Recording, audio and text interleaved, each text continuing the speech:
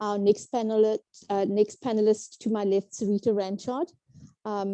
Sirita Ranchod is a feminist sculptor, writer, and researcher with an abiding interest in exploring freedom's frontiers. She articulates the Black beauty she sees through the sculptural form, particularly interested in creatively imagining her stories as opposed to his stories, rendered invisible, deemed unworthy of recording, or actively silenced, such as women's experiences of slavery at the Cape through an appreciative Black feminist lens. She has embodied visceral understanding of the transformative power of creativity for healing, having started out her sculptural journey as an attempt to reclaim her creative voice after a permanently disabling chronic pain injury that radically changed her life in a moment. With much of her professional work focusing on violence against women and girls and persistent inequalities, her sculptural work attempts to transmute pain and violence into beauty. And Akisi has joined us on screen. Akisi, welcome. It's lovely to have you here, and thank you very much for being part of this panel discussion. Akisi Beertman is an artist living and working in Pretoria and Mahubaskloof in the Limpopo province. She specializes in performance art, experimental sound art, and painting. Her work is an ode to the subaltern's voice. She works with colloquiality and volatility, symbolizing the silencing and warping of one's own voice. Her work currently centers on the expressions of personhood, and the practice of art is a reflection on her state of being. She is influenced by the performativity of gender and race and the politics that surround, influence, and engage with her body, as well as expressing healing with art. And her installation is the title work on the title of this panel discussion, the visual, which is called Minuan. And then finally, last but certainly not least, our panelist to my direct left, Kanyisile Mbongwa. Kanyisile Mbongwa is a Cape Town-based independent curator, award-winning artist, and sociologist who engages with her curatorial practice as curing, thus using the creative to instigate spaces for emancipatory practices, joy, and play. Kanyisile is the curator of Puncture Points, the founding member and curator of 20 Journey, and the former executive director of Handspring Trust Puppets. She's one of the founding members of the arts collective Bugulective, Basiki Creative Citizens, and WOC Poetry Collective Writers in Session. I just want to say again, thank you to all our panelists for being here this evening, and I'm sure we're going to have a very rich discussion around our subject. So I'm going to kick off by asking, I'm going to ask each of the panelists the same question related to your professional practice.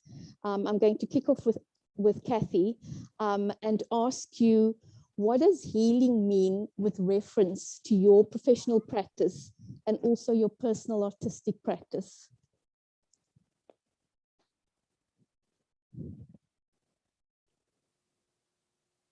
So healing, can you hear me? Healing is a recovery of something that's been lost, but also it can be the reforming of something new. And in my work personally, I've had to scour and dig deep in order to look at the old wounds and the current ones, and also to try to deal with them as best I can in the present. And then in my practice with children, I work with children, I work with couples, and I work with adults and teenagers. I work with all ages. I think healing healing involves the similar thing, but I think an important part of it is to help people to get to know themselves better and to understand themselves better and to bring together the things that separate them, that push the things they've denied of themselves, to bring them back in. And so art is a big means to do that. So children with play or with drawing and in adults also to become more creative. And that then is a huge energy for healing. That answers your question. Yeah, absolutely. Kathy, what was the catalyst for you, or that moment or the event that drew you to bringing together creativity with your practice, where you saw that this was something valuable and that made sense for you in terms of what you were doing? I've had difficulty with words and intellectual understanding of things, and I found that art, even dance, even all forms of play help facilitate that. So to play, paint, which is really what I've been doing, painting through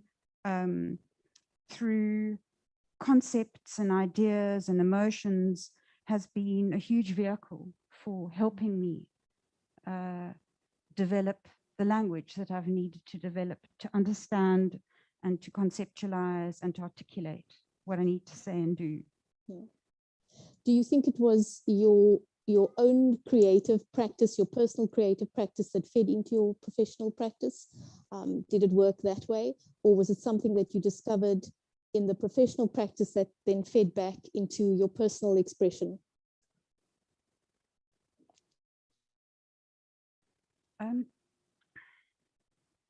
It's a difficult question to answer because I think they work together, but I don't think one goes without the other. But I do think that being stuck and needing to find a way through and forgetting, as many of us have, that we're all artists, we're all creatives, and the education system gets in the way of that, and returning to a freer way of expressing and understanding things really helped me with learning. Yeah. Thank you, Kathy, very much. And we'll come back to you again with some more questions. Sirita, my next question is for you, and it's the same question that I've actually posed of Kathy. What does healing mean to you with reference to your professional practice, and then also with your personal autistic practice as well? Okay, so I work together with Sonia Busak over there, and we facilitate a lot of Black feminist spaces and feminist movement building spaces. And bringing creativity and play and art into those spaces is based on my personal experience of how sculpting helped me to heal.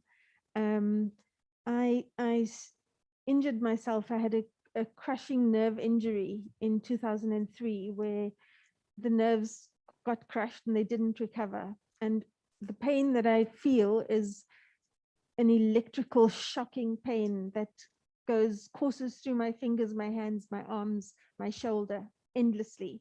And it took a year of just feeling completely insane because of the pain that I was going through, until it was diagnosed, because they could not figure out why my arm was behaving in the way it was and why nothing was helping it. And I got into sculpture actually as an act of rebellion, because the pain levels started changing who I was. It affected everything I did. I couldn't zip my pants. I couldn't flush a toilet. I couldn't open a fridge door. I couldn't hold a baby. I couldn't hold a water bottle. Everything I did created insane amounts of pain. And it was taking my light and my joy and my spirit from me and turning me into a different person. And I reached a point where it was just like, I have had enough of this. I am taking my life back. And that was how I got into playing with clay. And with sculpture, I discovered a new language and a way of expressing myself. And given the spaces we work in, it's often spaces of they're women's spaces, they're queer spaces. I started engaging with clay and play in those spaces. And what I found was that for many people, verbalizing trauma isn't possible. Or they just do not want to go there because it's too much. And what we found with introducing play into these very serious spaces, including spaces of women working on issues of violence, was that creating that space and holding that space was incredibly healing for them. And they suddenly found ways of articulating and processing their pain without actually having to talk about it. And it was coming out of their bodies through their hands. And that was my own experience. And I wanted to share that experience with others. And I found it to just be incredibly powerful. And people, I've yet to come across somebody who does not enjoy it. And earlier I was speaking to Kathy, and people often say, I'm not a creative person, or I don't have those skills. And we are innately creative. Those are just judgments we place upon ourselves or limitations we place upon ourselves. But once we start getting into that childlike space of creation, we find language, we find words for expressing and articulating. And that has actually opened up spaces for women to then, who feel able to talk about what they've produced, but it's not a necessity, because oftentimes it's that process of working with the hands that actually allows them to get through and deal with the stuff that they just cannot talk about. So I've found creativity to be an incredibly powerful healer and processor of pain. And it doesn't mean that the pain goes away. I still live with pain, but it's managed pain. And it doesn't mean that the women I work with don't have pain. It's just finding a different way of processing that pain in a way that's incredibly cathartic. Amazing. That's an incredibly powerful thing. And my next question you've actually answered, which was, why do you regard creativity or creative expression as fundamental in healing and in the healing process? But I think you've answered that. Besides your methodology of working in clay and in 3-dimension, are there any other creative techniques that you do use in your work and in your professional life when you are working with women? So I've learned to integrate this work because it's become part of what we do and how we do it. And we create space for all kinds of expressions. So if we're working with them, the space is full of playful stuff that can be used and engaged with. And it's people process pain, but they also find joy. So sometimes they'll be working on something and be crying through the whole process and not talking about it. But as they move through it, it actually, for many people, becomes possible to talk about it. And one of the questions that we often ask in these spaces of working with women is, what does freedom mean to you? And for them to process that, what does freedom mean to you? And you play with whether it's glitter or nail polish or clay or paint or pastels, crayons, articulating what freedom means to you. And the possibilities of what people create, of what freedom means, is mind-blowing. One image I will never forget. A woman created a piece of art of various men and the time 8 p.m. on it. And for her, what freedom meant was men having a curfew of 8 o'clock so that she could live and walk and be on the streets and feel safe at night. And that's just one example of just, you know, what does freedom mean to you, and how people,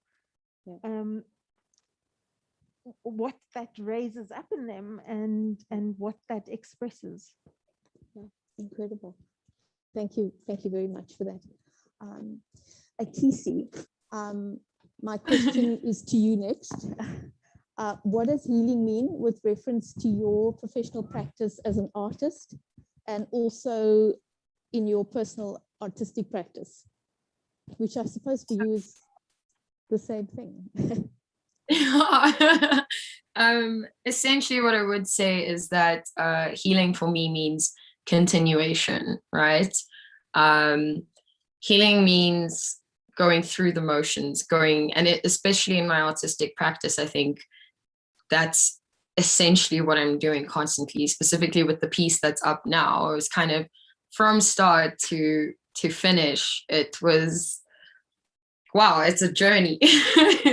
It's a whole journey. And I think with each piece that I make, with each thing that I engage with, I think that idea of continuation and that idea of engaging with new things that keep hitting you in life, I think that's something that's extremely important to me. And I think, you know, when we're talking about healing, I mean, there's so many aspects to healing, right? There's focusing on the self and how to heal yourself from within. But then, as Sirita was saying, is like finding healing whilst other people are healing. And I think that's so important. But to do with my own work, I've had my run with mental health issues. And so I focus mainly on that in terms of how, you know, sex and gender, racism, and how all of these things have affected the self as a walking being. You know, how can I express these feelings? And normally that is actually a very kind of personal process. So I haven't really, you know, branched out in the sense of, through my art anyway, trying to, you know, help other people in that way. It's been a very like personal kind of closed off process where I'm, you know, and the only person is my sister, who's actually like helped me with this piece now.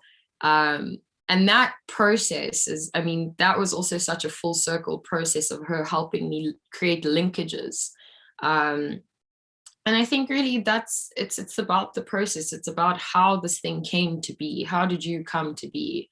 And dealing with that. I think it's trying to find human connection within the self.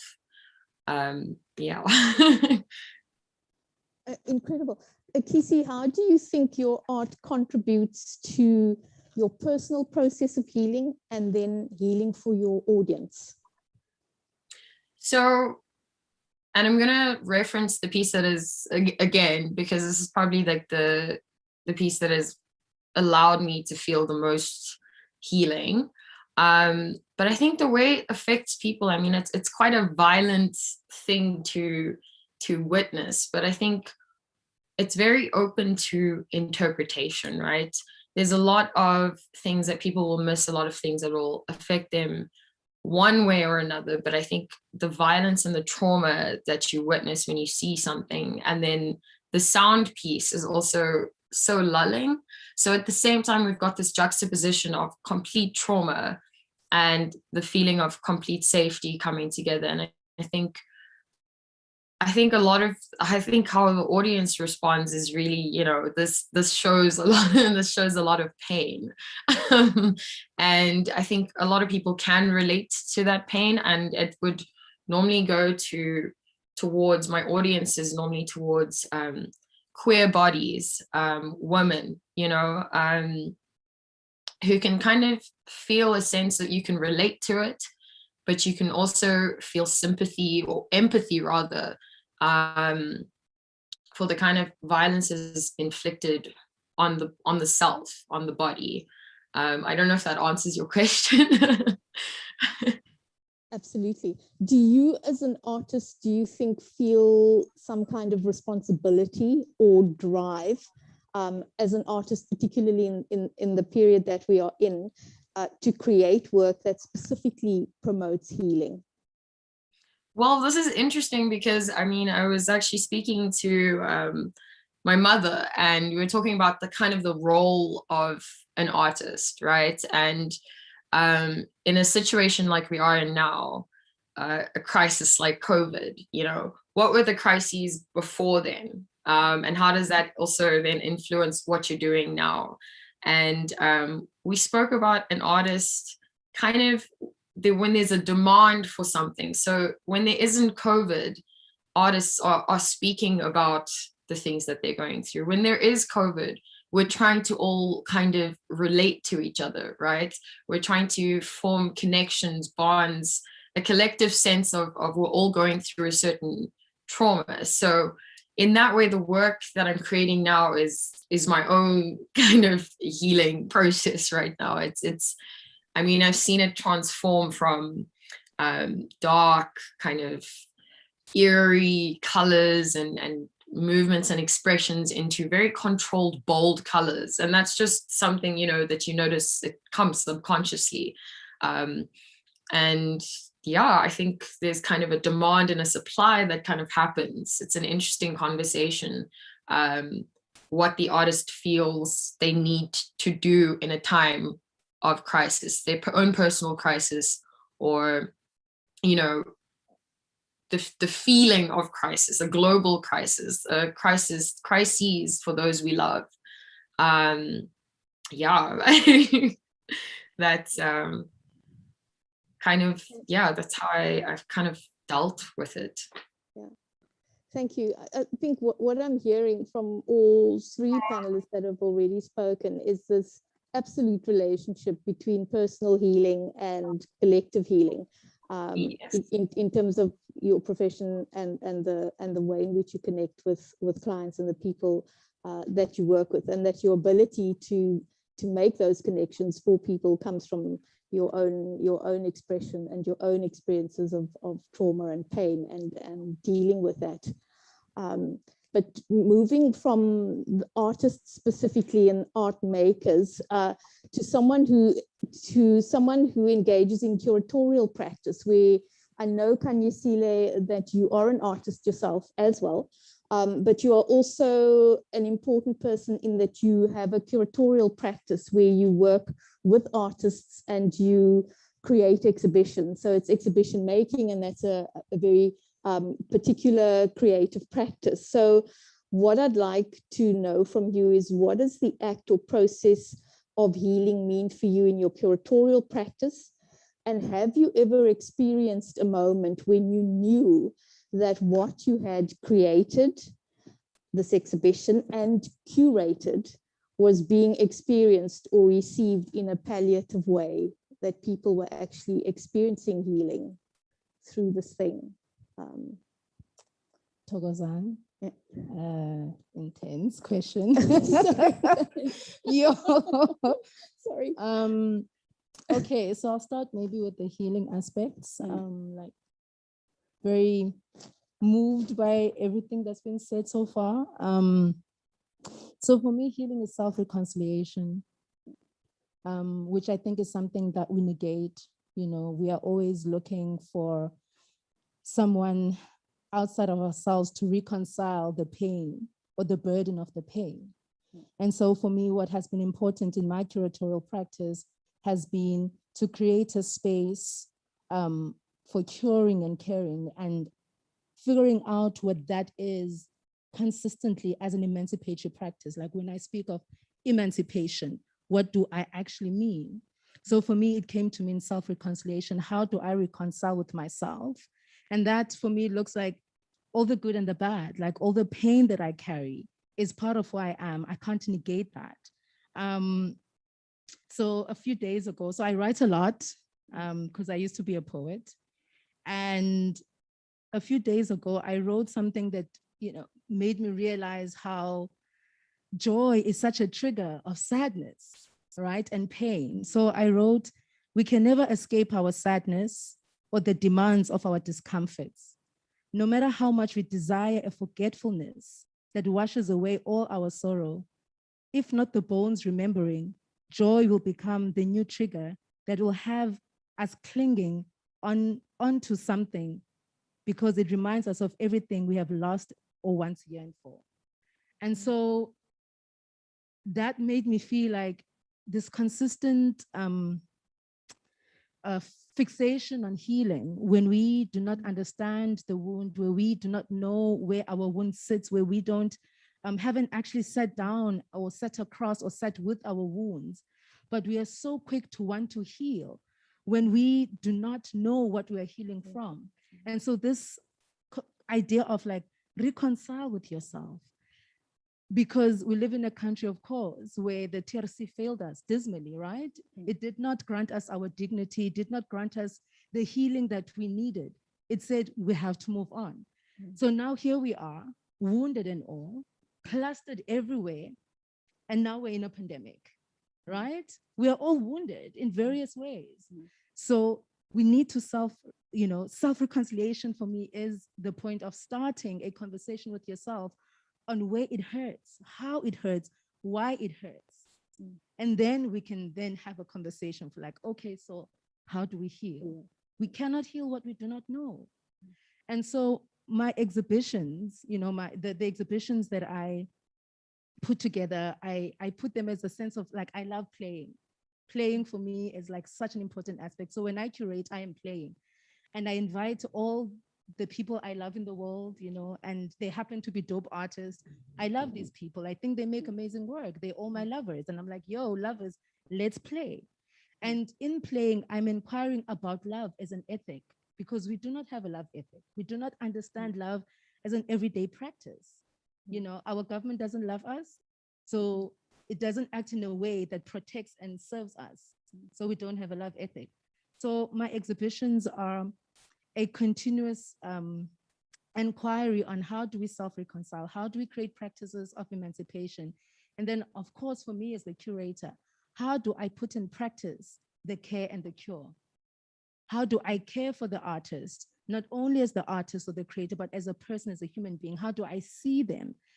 And the reason how I even got there is because as someone who has practiced as an artist for a long time, I've seen how institutions will care for you when they bring you to the exhibition and while you're working in the exhibition. But the moment that exhibition opens, the caring is different. There's no more care. Or if they do not fully understand or grasp your practice, they don't know how to care for you. And they don't ask the questions of like, how do we hold space for you? What do you need from us? Even though we know this is how our institution runs. So for me, all of those things. But if we haven't had a conversation of reconciling with ourselves, we are unable, we don't have the capacity to stretch ourselves, to ask caring questions to other people. So yeah. Yeah. And also because I'm a Sangoma, and so healing for me means now something else as well. Like ancestral healing is quite important. Spiritual healing, at first was a concept, like the spirit needs to be healed. But as someone who's gone through an initiation process and now exists between the living and the dead, the spiritual space and our ancestral space needs so much from us, And for me, it goes back self-reconciliation. We need to reconcile with ourselves. We need to reconcile that our bones carry the trauma, but also carry the joy. We need to reconcile that if we have experienced so much violence, but we also carry indigenous knowledge. And this is where we need to look into like the indigenous knowledge, the ancient knowledge, that we are not just ensembles of pain, we are also ensembles of laughter and joy and beauty. But what pain does and trauma does, it makes us feel that we are not allowed, we don't have permission to be those things, particularly if you're a Black person or a person of color or a queer person or trans or non-conforming or non-gender binary, the world denies you so much of yourself that you forget how to give yourself permission to love yourself.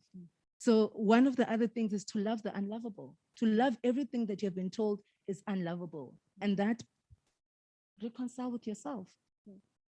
Yeah. Okay, I'm gonna stop. Yeah. That's incredible. Thank you so much for that.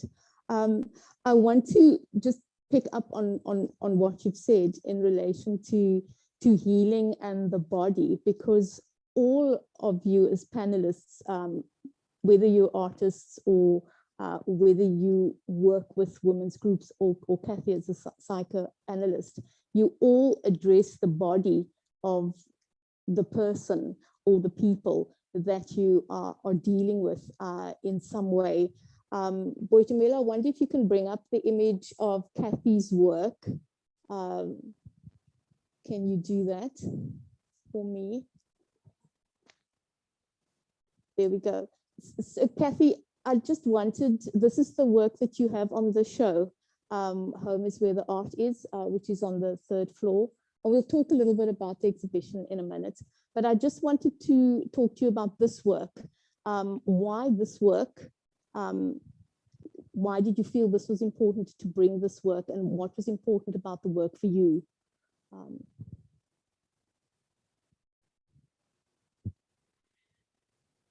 This was a meditation on the self and identity, and it's to do with being an African person living in Africa, and myself being my name, and what I inherited being my name that was bestowed on me from my mother, mostly my mother, and the inheritance of identity as, in this case, as a white person, who and the surname Rogers is an Irish colonial. So this was a meditation on myself and my name, and the writing, that's writing, that's the meditation. And it's the meditation, the words written through the skin, following the line of the body, is my mother, myself. So that's what that is. It's a very beautiful piece. What was your motivation to bring this piece to the museum for this particular exhibition? I am still in awe and humbled by the memory of people standing outside this institution waiting in a queue, sometimes for more than 2, almost 3 hours, to bring this piece of art that obviously had particular meaning for them, and that were prepared to give their time to this act, to bring this this piece to this place and to have it on exhibition. So I'm very keen to hear from the perspective of someone who's done that. What was that motivation about for you? Well, I don't know who I am really, if I could call myself an artist or not. And there is this longing to share my work. And I don't have any formal art education, but it is something, it's a language I found. We've been speaking about how art is a language. So I found this language, and people see that when they see my work, but there's no place to take it. And then I heard about this exhibition and I thought, well, let me take this to show. And I stood in the queue and I came to the front, in fact, this very room, and somebody received it. And then I said, well, when will I know if you want it? And the person said to me, we want it, your work's been accepted because you're here. And I was completely speechless. And I took it into the next room, and then somebody unwrapped it and they said something nice. And I think someone took a photograph of it. And I just felt like you gave me a home for something that I had in my home that I didn't know what to do with. So deep gratitude, and I'm very honored to be able to be here and tell you that. Thank you. Thank you. That's amazing. Wow. Thank you. When I was looking at your work and then at Sirita's work and hearing your words tonight, and also Akisi's work, because Akisi, I took a group through your work today, and people are always, and then I started walking into it and they said, oh, can we do this? You know, and then they discovered things about it. And the things that they discovered were the words. I mean, first there was the impact of the red. Maybe we can just look at that in a minute, but I'm going to ask Boitumelo just to bring up the image of Sirita's work, because again, it goes back to the body in a different way to Kathy's work, but it's dealing with the notion of imprinting things on the body, whether that's metaphorical imprinting or actual writing. And Sirita, I want you to tell us the story about this work and the imprints on it. Yeah. So this piece of work is part of a body of work called Kadi. And growing up on the Cape Flats in the 1980s, I was actively involved in anti-apartheid politics, and part of that process was a denial for myself personally of my Indianness. I completely embraced my Black political identity, and for whatever reason in my head that meant casting away this person in terms of how other people see me. And it was only in adulthood that I started trying to reconcile that process. And what this piece is about is a bunch of really strange things. So there's that aspect to it. But I've been obsessed with slavery since childhood, slavery and indenture. And I discovered, I don't want to say by mistake, but something that was very actively hidden, deleted, silenced, that my home was a slave lodge. And very, very artfully deleted. And once I discovered that, I needed to know more about the slaves, who they were, where did they come from, what were their names. And it was difficult to find out. The archives have very little on, if you want to understand actual slave people's lives, there actually isn't anything to find out.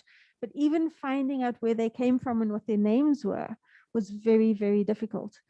And finally, and I have no idea why we didn't think of this, but the way we found out some of the information was by going through property registers, because slaves were property.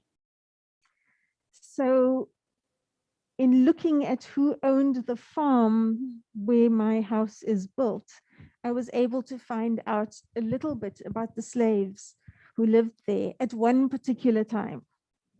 So not its entire history of slavery. That's a much longer process and would require resources to find out. But I did we found out about 12 slaves who had lived there at that time. And they came from various places, and they came from Madagascar, Algeria, Pondicherry in India. Some were born at the Cape. Some were from Mozambique. And the place where these things came together was, I then became interested in the slave women's lives and realizing that the archives have nothing. So not only was the fact of my home being a slave lodge deleted, but the fact of the slaves who lived there having no history, no story. They were silenced, they were erased. And what that meant for me was actually then, in the absence of her story of these women, I had to imagine their lives. And it's something that the African-American feminist intellectual Audre Lorde calls biomethography, where when our histories have not been deemed worthy of recording, when we have been erased, we have to imagine those possibilities. And so that is this is part of a series of me attempting to imagine the slave women who lived in my home. I don't know if you can share any of the other images. because they're part of a series. And well, what I've done there is I'm imprinting onto their bodies stories.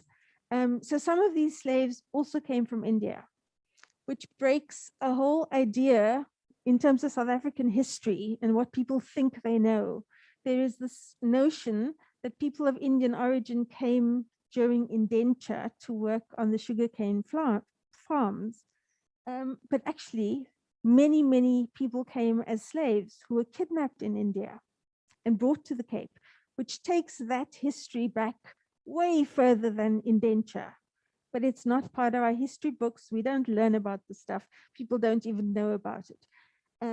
So it then became this interesting process of me needing to pay homage to my home, the home of these slave women, needing to mark, acknowledge, and give space to these women's lives and stories.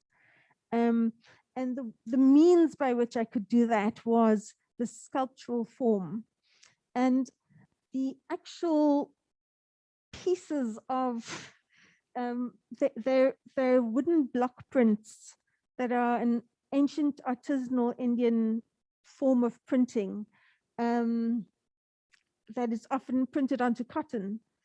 And it's called khadi because khadi is, it's part, khadi means hand spun cotton.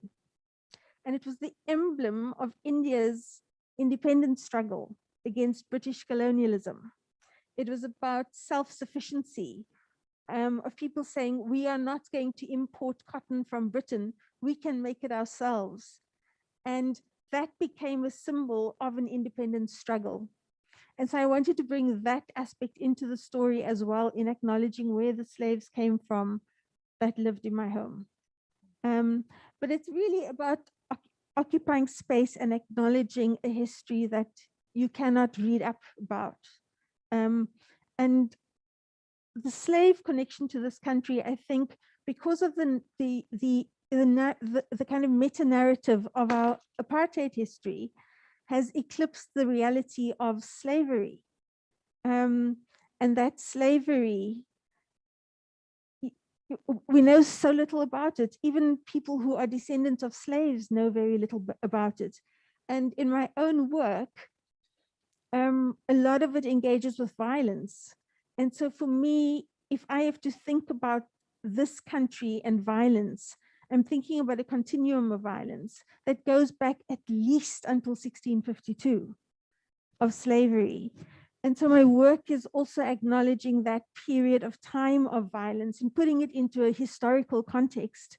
The slave lodge, not very far from us, gets described as a brothel.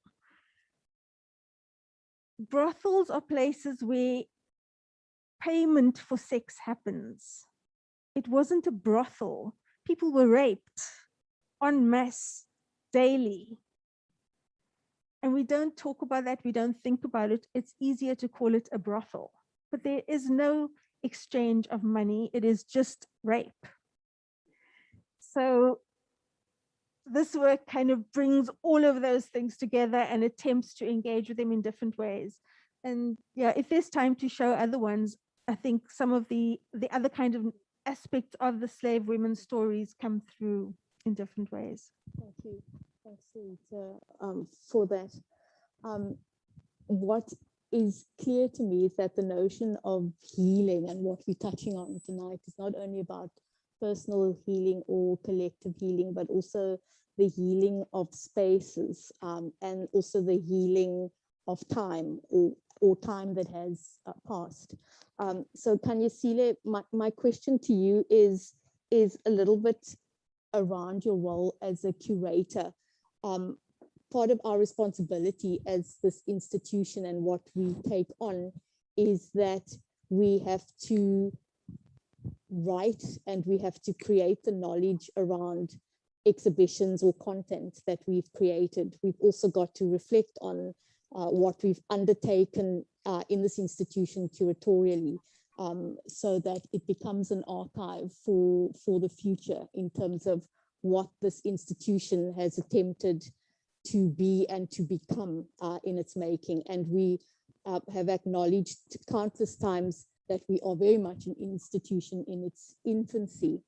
And so I'm really curious to know from you, with your curatorial lens, is some thoughts on this exhibition that we created called Home is Where the Art Is. This crazy love letter to Cape Town. It's been described there as an Aladdin's Cave of 1,700 works, a non-juried show, all the museum kind of rules and practices kind of, you know, in a sense, set aside or thrown out, that we are doing this for the people of Cape Town. But I want to know from you, Kanyasile, did this exhibition, or has this exhibition or the invitation, has it addressed, do you think, some of the traumas that people may have experienced? Do you think it's been a gesture of healing in some way? If not, how do we look at that practice and assess it for ourselves and reflect on it as something that it is and has become, and maybe something that we want to make better for future attempts, maybe not in this exact same way. If it has in some way addressed some of those experiences of people, in what ways do you think this exhibition does that? So yeah. You're killing me here. It's okay, it's okay. I think, I mean, when I first saw the invitation, for me, I was just like, this is interesting. Given the history of Cape Town, I was more interested in like, who's actually going to come and stand in line, who has the access to even come here, who, you know, so the gesture is amazing. It's beautiful, right? It gives narratives of possibilities and possible narratives to happen. But at the same time, it does highlight the question of access, you know, and this is a very challenging thing when you are an institution or working in an institution setting or any setting, when you're trying to do something and bring things together. The question of access is an old question in Cape Town, in South Africa, also because Cape Town still functions in this contemporary setting as a colonial city.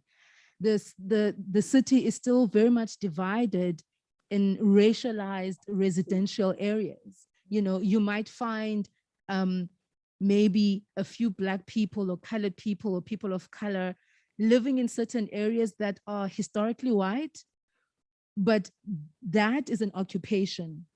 So the question of home in Cape Town is a very challenging question, you know, because of there hasn't been a level of, not even undoing, like a level of really addressing on a structural, institutional level what this city is, who has access to this city, and who gets to move in the city.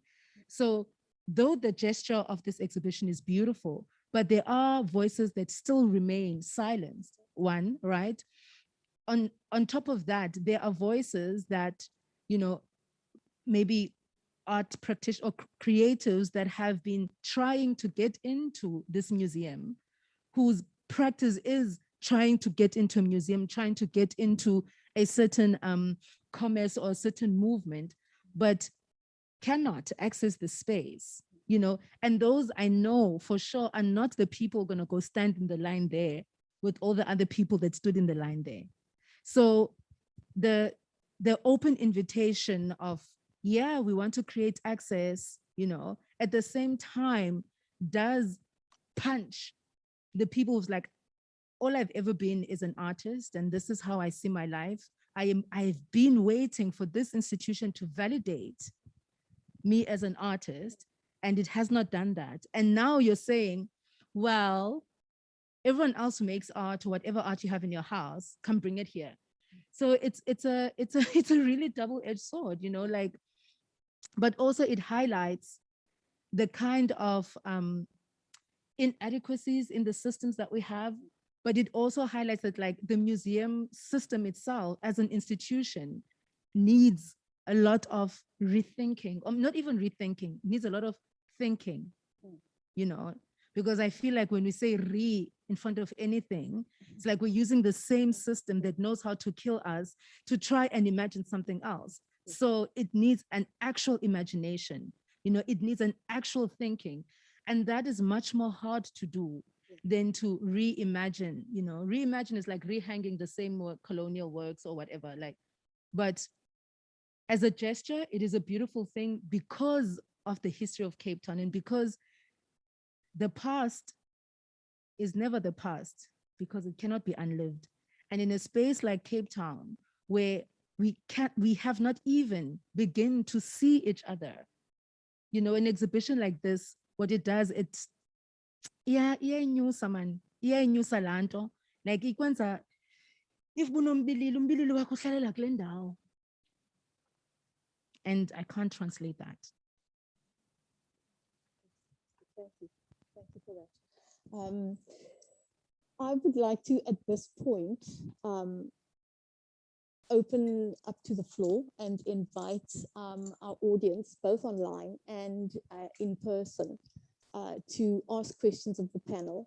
And also just to say from my side that very much what I'm hearing from all our panelists, and this is why I didn't necessarily focus on the pandemic as a particular moment, although the pandemic has brought us here and we are all here in this moment with masks, etc., is that for me, crisis and trauma and difficulty and struggle is an ongoing state of the world and has been for millennia. The pandemic is merely another crisis. Perhaps the difference is that we kind of experience it all at the same time and globally. But things like slavery and separation and injustice, all of those things has happened in every corner of the world at various times. And so as a humanity, we all kind of share that in a sense anyway. So that's why I didn't focus on it as a particular moment. But what I'd really like to do now is to open the question, to open the floor to you, to ask our panelists questions. They've been tremendously generous in their sharing of who they are, both as artists and creators, and in their engagement with creativity. And so, yeah, I want to open it to the floor and invite people to ask questions of any of the panelists. Thank you so much, Liesl. Before I open up the floor to Q&A, I'd just like to apologize to our online viewers for the technical glitches we were having in the beginning. Everything has been resolved, I'm told, by our team. And yes, we'd like to open up for anybody that has comments, questions, and feedback. We do, while we're still thinking about it, we've got an online request to hear from or have Akisi's work up. Yes. And have her Sorry, Akisi, I did just ask for it earlier. If you can just bring it up. Here we go.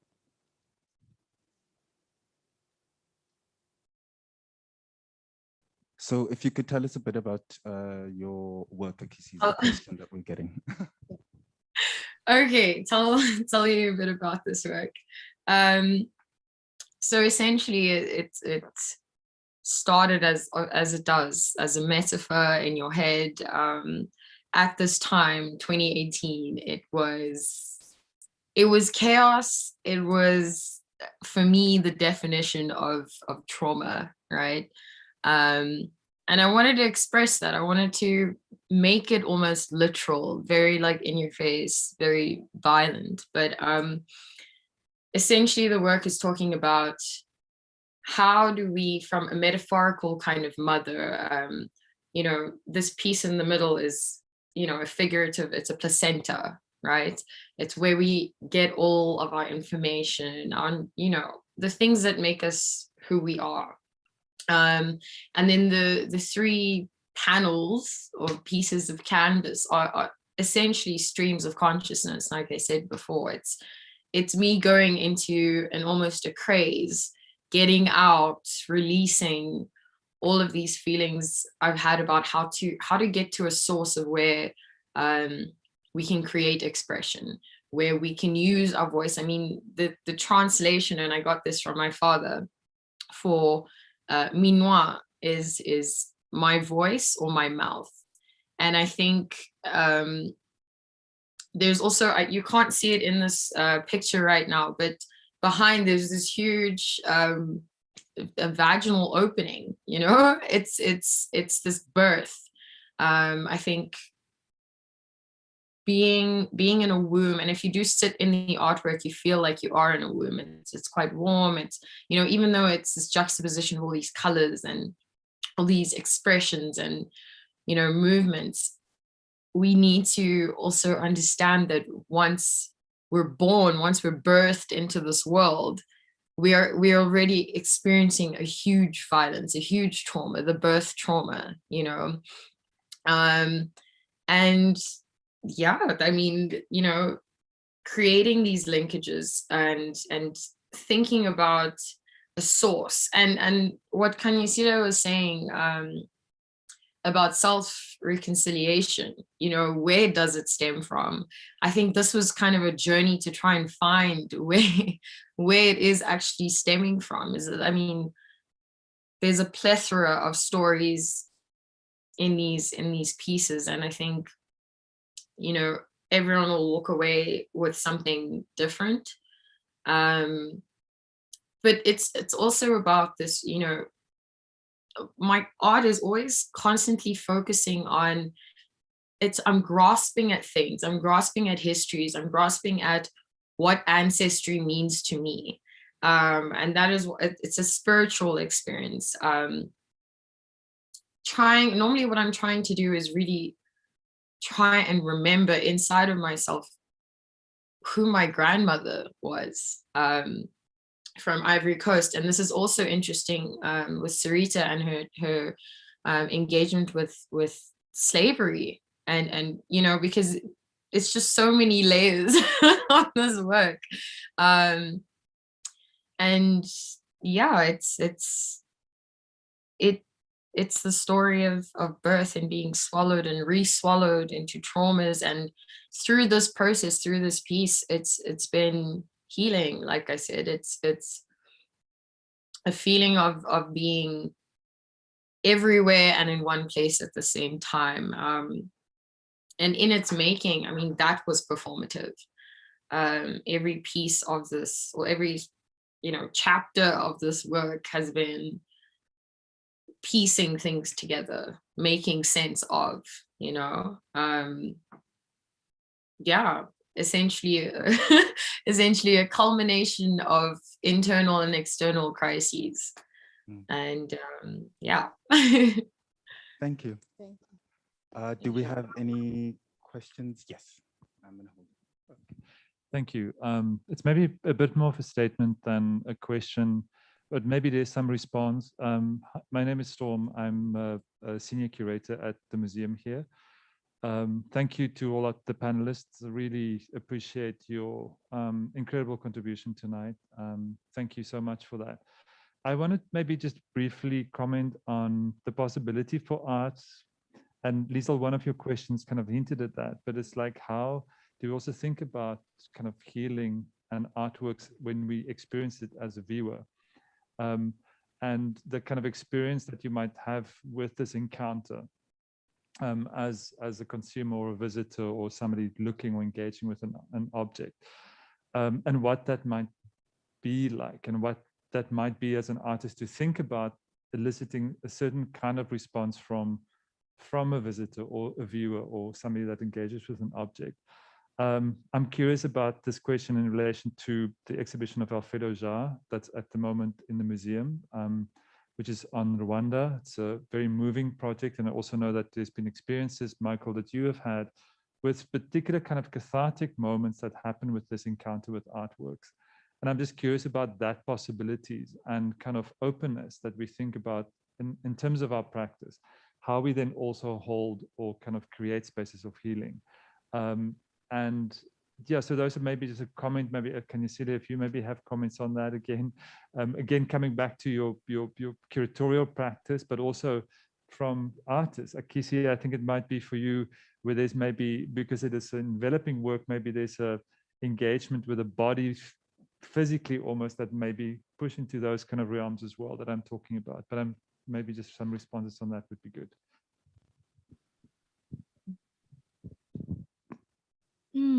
Okay. I mean, I think, when curators imagine exhibitions, I think part of the imagining is either to problematize narratives that are sort of the collective national narratives, or to invite narratives that sit in the margins, narratives that are footnotes to what we know history as, that erupt the story, that expose the story, that opens up the story. I haven't seen the Rwanda exhibition, but my second dad is from Rwanda, and how he got here was quite painful. So I know that's an exhibition that I wouldn't want to experience because of a direct link to someone that got here in a very specific way. So I think exhibitions, they have the capacity to do both, to one side, like really trigger someone into a space that they really need to be in, for them to, the healing or the catharsis might not happen here, right? But what art does, which for me is always so amazing, because I work with the Cape Town Carnival, I've worked with puppetry. And what I've always experienced is that the thing does not always happen at that moment when the energy is there, but can happen 2 years later, 3 years later. But what art does, it on some level plants a seed that requires you to keep on like digging into yourself. And even the exhibition that, where everyone is invited, Home is Where the Art Is, does that, right? It has dug something about what Cape Town is and what Cape Town isn't. And I think, the intention of the exhibition is also quite important. What the curator sets out, like, this is my intention, but being very much aware that within your intention, there has to be an openness of like how people themselves are going to engage with the work and engage with the space. You also have to be open to the fact that the space might not be able to hold your intention, even if you invite the right artist who does the right work, but like the geographical location might not be able to hold what you're doing. The architecture of the space, even if the narrative itself is so important, but the building might not be able to hold. And so that in itself does shake whatever it is you bring. So it's always, I think, with exhibition making, for me at least, it's gestural. We gesture for these things, we hint towards these things, and we hope and pray and dream that those who enter find something, even if it's just a thread to hold on to and to just within themselves. And sometimes it happens and we witness it at that moment. And sometimes we will never get to witness it ourselves, but the people that have engaged with the space or the work, something happens to them years later. So yeah, that's why I think art is important, even though we live in a country that doesn't see the cultural, spiritual, and economic importance of art and art making and the creative process. But there's an important how art instigates certain things within ourselves that, as it's been said here, sometimes we can't verbalize. That, you see a work like, I was looking at Senzeni's work, and the way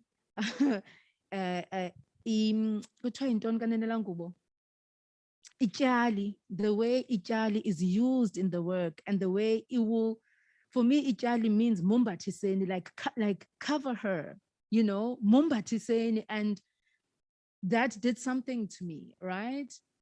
And when there's a different context also of like what materiality, what a specific materiality an artist uses means to you and your cultural practice and your background, something happens to you. It might not be immediate, but something is moved. When we're looking at the work here, right, of all the artists, I mean, I know Akisi very well, I know their work very well, but to look at how all of the work in some ways is tracing memory, is tracing narratives that are very difficult, like when you're engaging with your whiteness and what your whiteness might mean and not mean right now to you, and you're trying to make sense of it in a world that is demanding you to make sense of your whiteness, because it's important, you know, if we really want to heal, if we really want to reconcile the space and co-create spaces, we need white people to, you know, engage with their whiteness and what that means. So it's interesting to see a work with someone where they're questioning, you know, their whiteness and what it might mean at this point. It's important for someone of Indian descent to have a conversation of like, where do you stand in the history of this place? And yes, people negate enslavement history coming also from the East. We only speak of enslavement as an African problem, but it's not just an African problem. So I think art has that capacity to create narratives of possibilities that we did not imagine before. Yeah, I think I've said a lot. Thank you so much for that. We have a question for the panel from Naima Khan. Thank you for an informative panel discussion. My question is directed to all of the panel. The cathartic process of expressing trauma through the visual language of art can sometimes spiral into a never-ending, and then it just says, images of visceral and often violent emotions, both visually and metaphorically. At what point does the artist say enough and reflect on avenues of healing? Would you like to open us up with that answer, Kathy?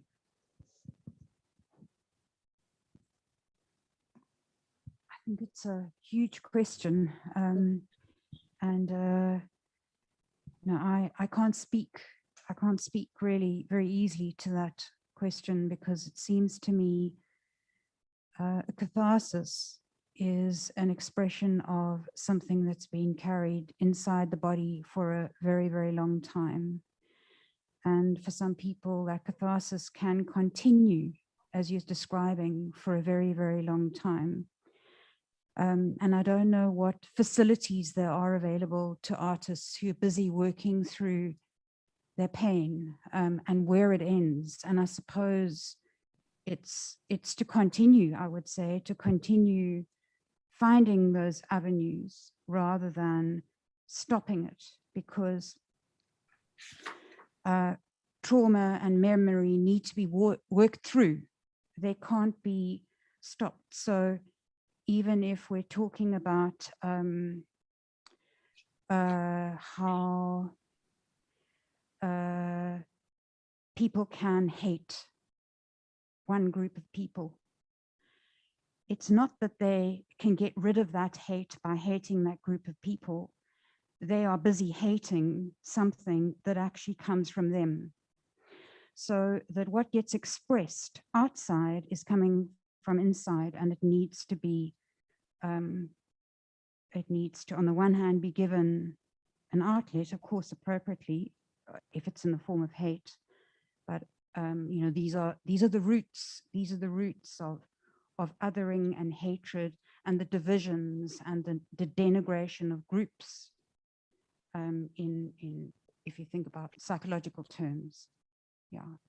Thank you.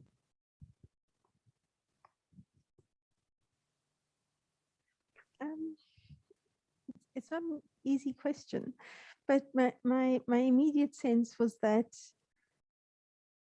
I haven't reached that point of enough.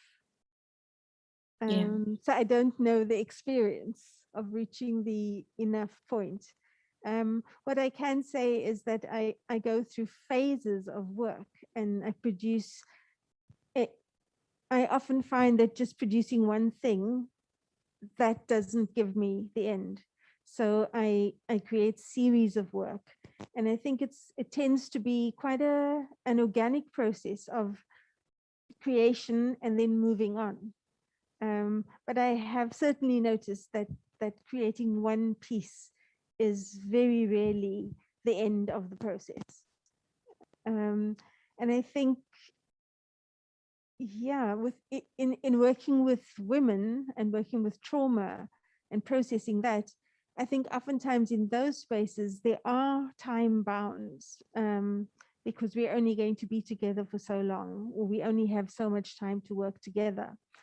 And I've certainly seen the catharsis of that, and women being able to speak for the first time of something incredibly painful, or even showing a part of their body for the first time and talking about the experience of what happened to that part of their body. So I think, yeah, time's a funny thing. It's and I just that enough points I don't know of.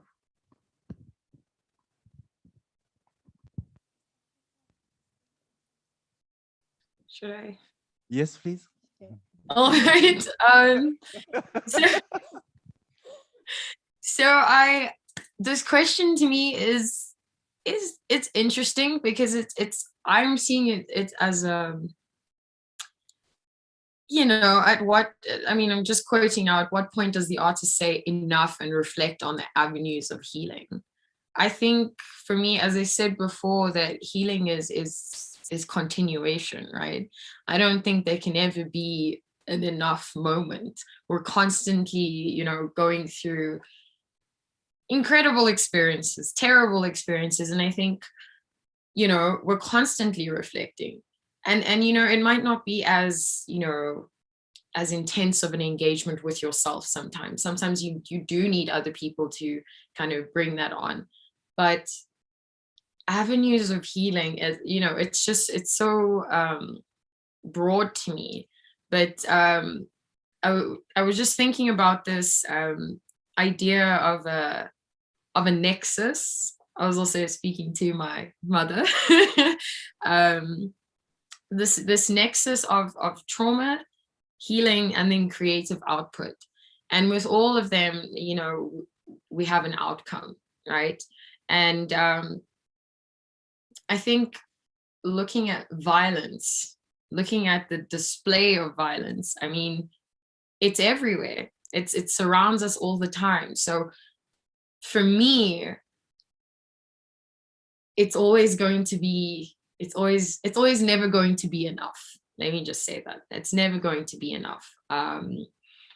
Yeah, constantly reflecting, constantly going through the most.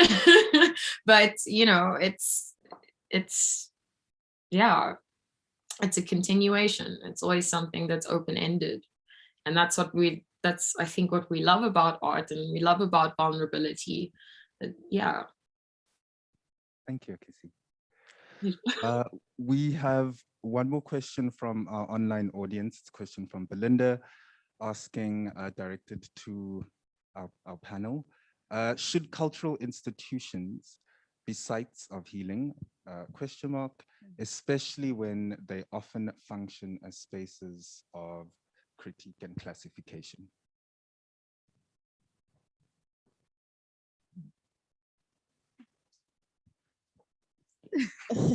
Can I respond Yes. to that? Because in a sense, it was a little bit like a question I wanted to ask in the end, where museums are, you know, often seen as educational institutions in the broadest sense of the word.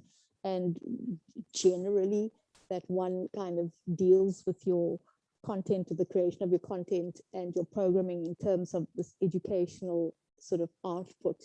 But speaking back to your point, Storm, where Michael's immediate experience to an artwork with an audience member is around someone actually experiencing something in that moment.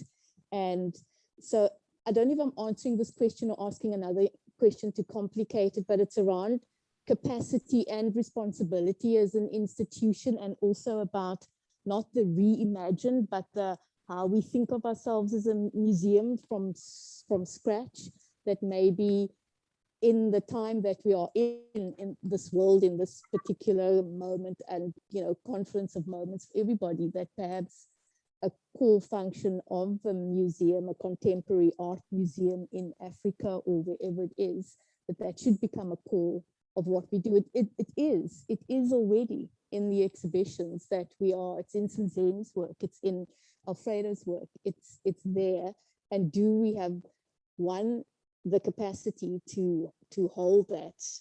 Because none of us are professional practitioners like Kathy is, for example, or that has the experience that Sirita does, to kind of hold a healing space in a very particular way. But do we need to take on that responsibility? If you're putting that content out in the world, okay, then you can't, in a sense, step back from it and say, well, okay, that's there now, and so we're just going to leave people hanging when they, when they're kind of having a response to that. So, I mean, it's a question that I'm asking myself as being part of the team that works in this space, and questioning what that is and how we do it. I think the team is also very aware of what our responsibilities are, and how we're going to address that and journey through that. But yeah, so I don't know if that's the answer. That's just more of a question, complicated answer. But yeah. Thank you for that, Liesl. Is it something you'd like to add, Storm? No. Yeah. So we've got some responses in our chat section. There's a question actually from Victoria to all panelists. Does the creation process bring healing? Does it create awareness of pain? Does looking at the work afterwards bring closure? Can I? Okay. Go for it. Oh, okay, all right. Sorry, yes. No, I mean, I think we've kind of discussed that, but with the last bit of that question, does it bring closure? I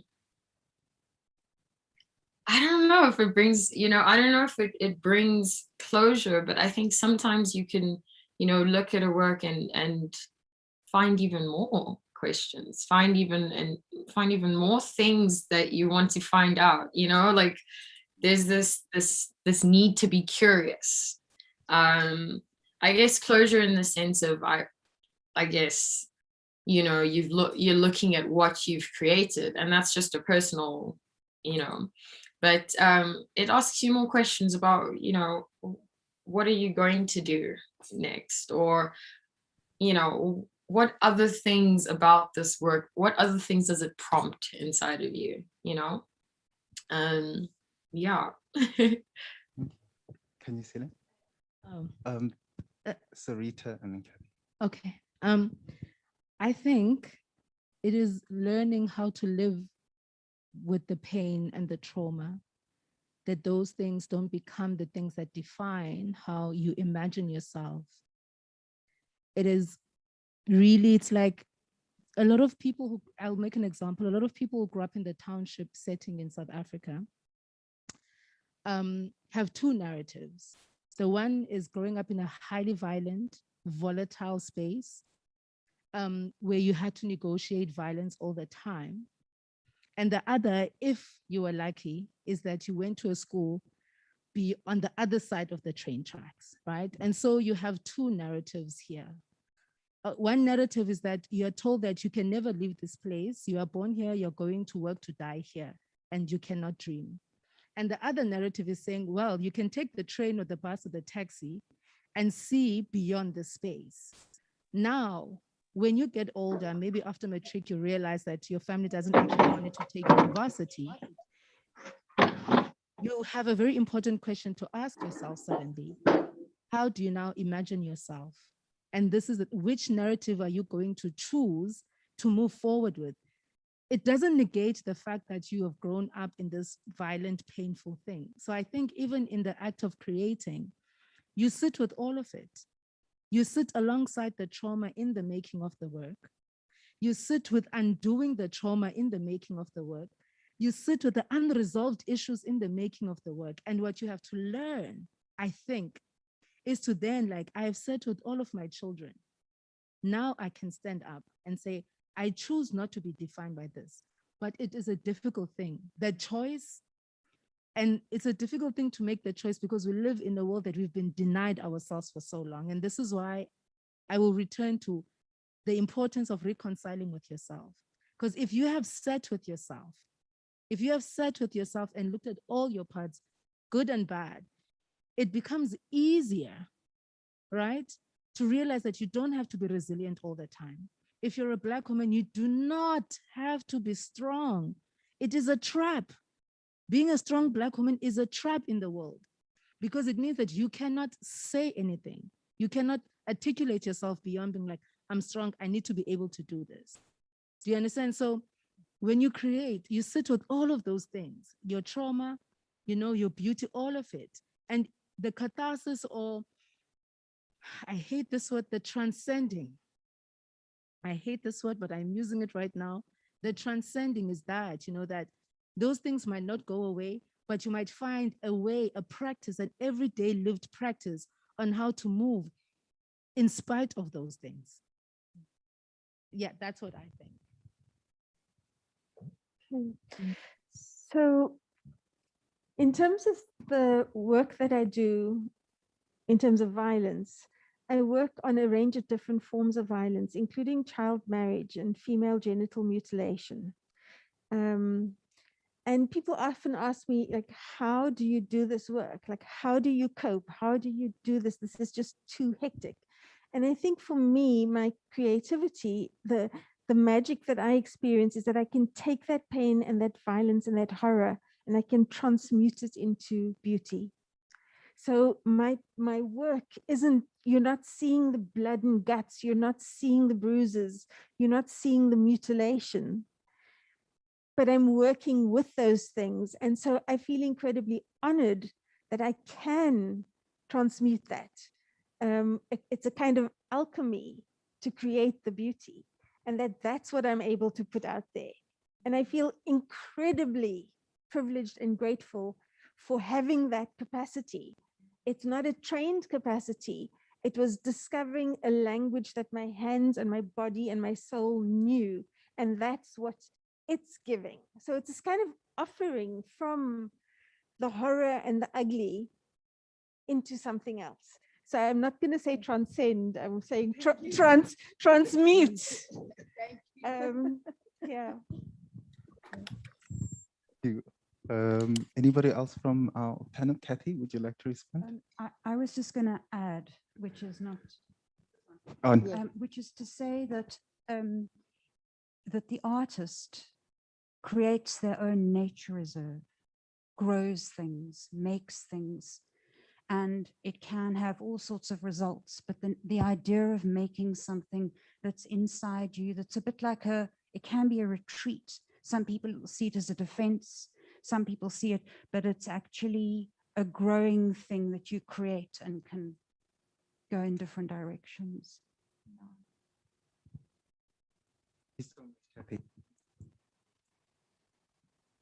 Awesome, Storm. Are there any questions on the floor? Here. Just maybe your name and the question to the panel. Sure.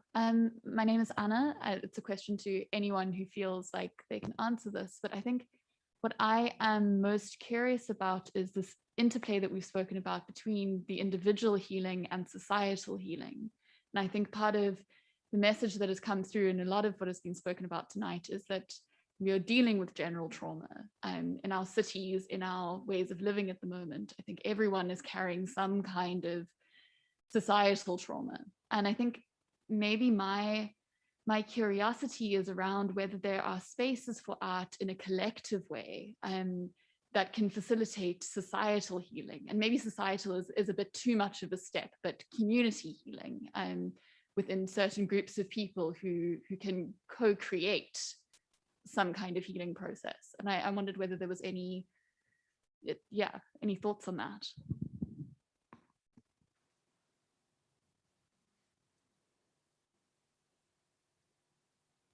I think this links back to an earlier question about cultural institutions and what they can do.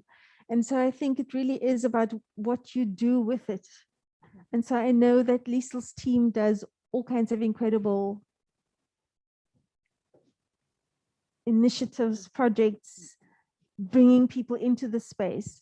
And so I think similarly, like if I have to think about work that I've done with women or young women, access is an issue. But if one was able to bring groups like that to work with them, I think then there is scope and space for healing. So I think It's about what you use it for and what you do with it. And the potential is always there. I'm thinking of places like District 6 Museum that I think has played an important role in Cape Town in holding a specific space for a very important part of our history. I am thinking of infecting the city, that infects the entire city with different artworks that deal with different things, that gives access to people who otherwise would not go to a museum or a theater or a gallery. I am thinking of the random, or what we would see as random people who have basking in and around the city for various reasons. I think there has been, even like if you think of spaces like Great Mo Studios that has been operating since the 1980s and has up until now still functioning as a communal space of gathering for artists from different parts of the world. I'm thinking of, different workshops that have happened in Cape Town through Great Mo Studio. I mean, I think Great Mo Studio is one of the most important creative spaces in Cape Town that has gone through different forms of transitions and transformation. I am thinking of Unima, that was a puppetry organization that specifically worked with different youth groups and youth people from the Western Cape, even Handspring. They've like trained younger Black kids who had interest and has sort of created them to be a collective. I'm thinking of Cape Town Carnival that spends an entire year working with different organizations and youth groups across Cape Town, and just to have a carnival for one day, but that process of ideation, like from idea to manifestation, that process is an entire year. And I think there's all these spaces maybe that we do overlook because they are not functioning in the mainstream, like a museum, like Novel Foundation or Zeitz. But there are so many other spaces that have been so consistent in how they are imagining and thinking and working through the various both individual and collective trauma, and also working from the place of woundedness to imagine what this space could look like. So I think it is there. Those conversations are happening. They're just not happening in the way that we'd like them Instagrammable. Yeah. Yeah. So to say that there are, can you hear me? Yes. That there are partners that we work with in education, like the Butterfly Art Project, for example, where their specific focus is on working with children and young people around the trauma that they experience in their everyday life through the medium of art. And the Lalela Project, that we have a formal project, a formal agreement, but they do it as well. And they have many sort of projects. And there are a number of NGOs, the Heart Studio Project in Fulani, for example, House of Hope in Hart Bay, where there are groups of people that are working. And I always say to people, it's not those projects that get airtime, okay? Because it's not cool, or it's not whatever it's supposed to be these days to get airtime. But it's people that just shoulder to the wheel, just do that work every day because that's what they do. So yeah, I think we need more of it. We definitely need more of it. It's certainly not reaching, the people that we would like to. And also want to say, and it's also not about bringing people in here, but us going out, okay? So I think in order for us to understand the work that we need to do, we need to go and experience what is happening amongst people and to have those conversations as well. Yeah. I mean, I think it comes back down to what Kanisile was saying about accessibility. Like you're saying, you need to get out there, but how do people feel welcome to infiltrate the space? How, because it's a psychological thing. I mean, there are physical barriers, but when we think about it I've talked to engaged with so many Black creatives who are just like, but how do I approach this? How do I, I've got my collective going, but how do we, push this forward into a space, for example, like the Zeitz, that is speaking about something we can relate to. And that, I think, is recognition in that sense is healing as well. To recognize a group of people or a collective's moment, I think, in terms of accessibility, in terms of acknowledgement of all the beautiful things that are happening in Cape Town, that are happening in South Africa, and not necessarily trying to funnel it into one thing, but to sort of have more of a network that we all know. So I want to say platform, but I mean, even then, platform there's that accessibility issue. So how, as an institution, and maybe this is a question, but how, as an institution, do you think the next step is in terms of being accessible for collectives that are not in the space, or sometimes don't even want to be in a space because it is what's this word, intimidating? I don't know, maybe Liesl. Thank you for that, Akisi. I think it's interesting to see the kinds of prompts that Home is Where the Art Is has given us as an institution. And so, but just to say, I think we are almost running out of time, and we're going to take our last question. Yes, hi. Oh, thank you. Hello. I just wanted to ask a question regarding how do you bring healing and art into spaces? I think more importantly, amongst my community that aren't necessarily interested in engaging with art in a way that intellectualizes art or romanticizes it. So especially now with the pandemic, especially now my community is mostly like healthcare workers, how do I bring about the concept of playfulness and the concept of healing in a way that is not necessarily transformative or romanticizing our pain, but more of like just like purging it out? There was also like a commentary from my friend that wanted to add to this.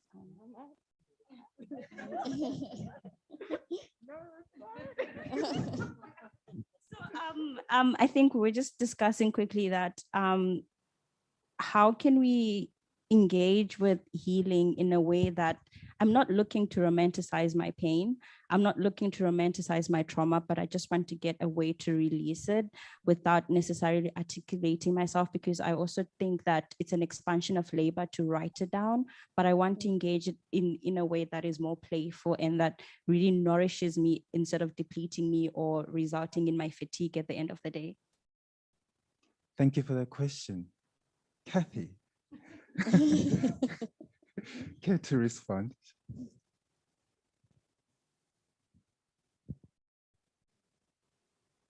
I really don't know enough about where you're coming from or what you mean by your community. But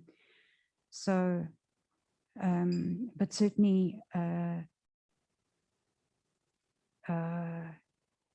you're asking a question about how to be playful.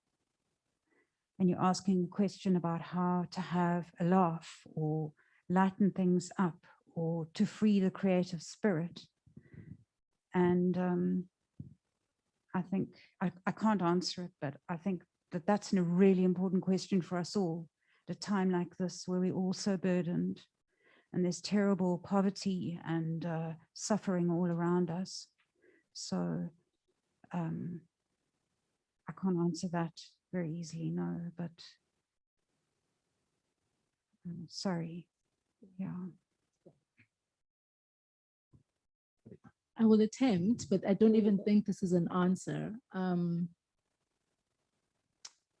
There is this idea I think we all have that healing is this beautiful thing we go through and then we come out on the other side and, you know, we look dope and amazing and beautiful, but unfortunately it is not, you know. And I do think that, you know, artists make beautiful things out of painful things, not as an act to romanticize, but as an act of imagining how else we can work through the pain. When you devote yourself to the healing journey, you must be open to completely and utterly break. To completely and utterly break everything that you thought you knew about how healing will be might not even be like that. So, and this is why I was afraid to use this word transcend, because this is a word that has been used to refer to Black women, to queer communities, to trans, and I'm using queer community in the broadest way, that we transcend our everyday lived experience so that we can exist in this world as Black queer women. And so that word in some way sometimes sits in my mouth in a violent way. So healing is not a beautiful thing, but it can deliver you to a more beautiful place within yourself. The process itself is ugly, it is painful, it is tiring, it is exhausting, it is labor intensive. And if you're a Black queer woman, you're already tired because your combination in itself has been doing that kind of labor, tired. And so when you're asked to heal, you're already tired. But unfortunately, if you want to imagine a world where you do not have to be afraid for being queer within the spectrum of queerness, you have to do the work for yourself. And it might not deliver you what you desire and yearn for right now. But my desire is that when my child grows up and my 2 kids are all grown, they live in an environment where it is okay to be who they are. They don't have to fight. They don't have to defend. They don't have to be resilient in order to be who they are. So for me, yeah, healing is that. It's ugly, hey? And this is why we are also seeing a surge of sangomas coming up, because there's so much healing work that needs to be done. Our spirits need to be healed. Our ancestors need to be healed. And so we are seeing a surge of sangomas because there's a necessity, because we are not okay. We are not okay. And yes, there's an economy that rides on us not being okay, and we have to admit that. And I think that's what you're implying to when you're talking about, you don't want to romanticize your pain. I understand, because there's an entire economy built on our pain, built on our suffering. You have to find ways to negotiate your way through that to get to the place where you need to be to start the healing. I don't know if I'm making sense. I just want to say, in terms of the work that Sonia and I do, I don't think there's anything romantic about it at all. And I was trying to convince her to say something, but she's refusing to. But we facilitate spaces like that with people who provide care, so care for the caregivers, and people who are dealing with trauma on an ongoing basis, but by virtue of the work they do or the issues that they're dealing with every day. So for me personally, I think it's entirely possible to create those spaces. I think the challenge is the money side of it, unfortunately, is like who's going to pay to do it. But the possibility of having somebody to facilitate that and to take people through it, I think is entirely possible. So in the way that we work, it's usually when an organization comes to us and asks us to do that. And we'd love to be able to do it for free and to do it for more people, but we can only do so much. But yeah, I really don't think it needs to be, romanticism doesn't come into it at all. It's really about space and time for people dealing with what they are dealing with, and having an outlet and a different kind of experience. So, I mean, there are organizations that do that work. I think it's a question of tapping into, and there might be people here who could let you know, perhaps this organization could assist, or this person might be willing to help you. But I think what you're describing is possible and available. Right, everybody, I think it's time for us to wrap up. I could certainly sit here for even longer and just continue this conversation, as I'm sure most of you will as well, but we need to close for the evening. There isn't really anything profound that I can say to wrap up a conversation like this, really, to kind of bring to a close the generosity of panelists that have shared incredible experiences, stories, ideas, and their thinking with us. And I think really that everything that we do here, or that we feel feels like the beginnings of something. So we are beginning a process towards making a museum that hopefully begins to answer some of these issues with integrity, with honesty, and with humbleness as well. But it is for us to hold up. So you are the mirrors that are held up to us to say, have a look at who you are and what you are doing, and take it from there. As Kanyasile said, it's about identifying what that wound is before you can start the process even of healing. And that in itself is a difficult process. So even the word health comes from an Old English or sort of Germanic root, which means wholeness or making something whole, okay? But we live in a world that isn't whole, that is broken and continues to be broken. And so those are the things that we need to address as artists, as professionals, and as ordinary people who are sisters or mothers or fathers, whoever they are. So thank you very much for your time. A special thank you to the panelists for your time and the tremendous work that you do. And really to say this is the beginning of our work together. This is not certainly the end. Thank you to our online guests who have stayed with us for the evening. Thank you to the Zeitz staff for putting together an amazing event. Again, to the staff members who are present supporting this evening, to Michael, who's done an incredible job putting this panel together. So thank you, everybody. Thank you very much.